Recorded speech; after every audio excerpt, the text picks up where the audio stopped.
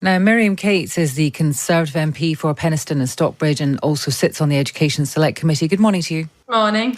I suppose the headline is very interesting here, but it's difficult to really get a grip on actually how common this is, because it's not every school in England, and not every school obviously would have responded. And then there's lots of different stats, aren't there, in this? 7 in 10 schools failing to inform families when pupils question or change identity, report finds. So that includes pupils who are just questioning rather than actually changing.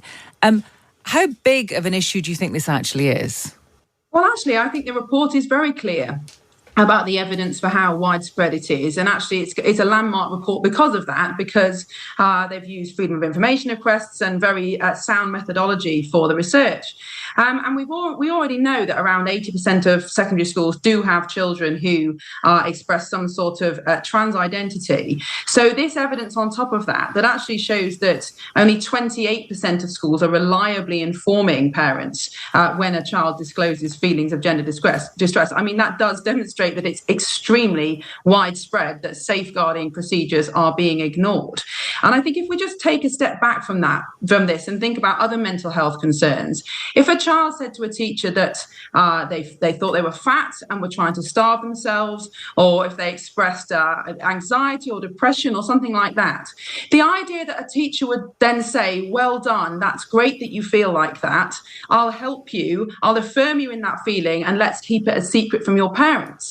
I mean, that's quite distressing and clearly a failure of safeguarding procedures, and that would be very much discouraged against in any school setting. Right. But that is what's happening with gender distress, which is a mental health concern. Okay, well, we spoke to Rachel Reeves from Labour, and she made a point that, of course, she would want to know, but she says that in some instances, relationships have broken down between parents and children over this issue. I mean, you can imagine, that the conversations that might be going on at home or whatever, and then a child takes that into school, finds a more welcoming, affirmative atmosphere there, decides, for, I don't know for how long, for a month, a year, for the rest of their lives, who knows, that they want to change their gender. And at that point, the school feel that we don't want to aggravate the situation. And perhaps the child also says, I don't want my parents to know about this right now because I'm just trying to find my place. I mean, would that be an understandable situation? It would be a clear breach of safeguarding principles, which is that you always inform parent. The number one way to keep a child safe is to maintain a good relationship with their parents, for parents to take the responsibility for that child. The only exception to that is when there are reasons not to inform a parent, for example, in recognised cases of abuse, or when the parent is the risk. But if that's the case, there would be social services involved, and the school would know that there's a clear reason not to inform parents. For the vast majority of cases, the right thing to do from a safeguarding point of view is to inform parents. And let's just think about what's going on here. Parents want the best for their children. We know that this is not just a case of schools affirming children in their perceived gender identity. The report also shows that nearly 3/4 of schools are actually teaching that people have a gender identity that may be different from their biological sex. Now, that's an unevidenced, extreme position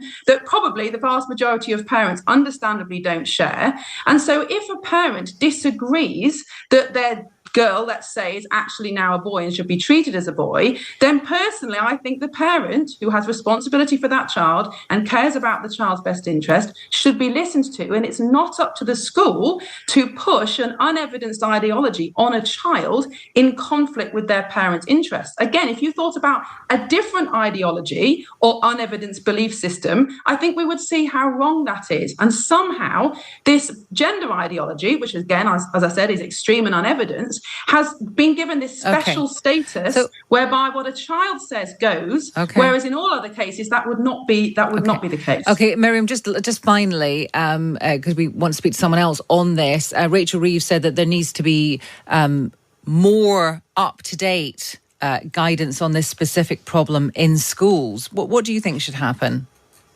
So I absolutely agree. And I think one of the most concerning aspects of the report is the possibly unlawful policies that some schools are employing around mixed-sex toilets, changing rooms, and even sports. Now, very clearly, that is a safeguarding risk in itself. It's unfair for girls to compete against sports and all other things, and it's probably unlawful. So at the very least, we desperately need guidance that confirms the need for single-sex spaces. But we also need guidance around what is and isn't a medical intervention, because I think Dr. Hilary Cass has made clear that affirming a child in their gender distress is a medical intervention. Schools are not qualified to do it, and the Department for Education needs to make that clear. OK, Miriam Cates, thank you. She's a Conservative MP and sits on the Education Select Committee.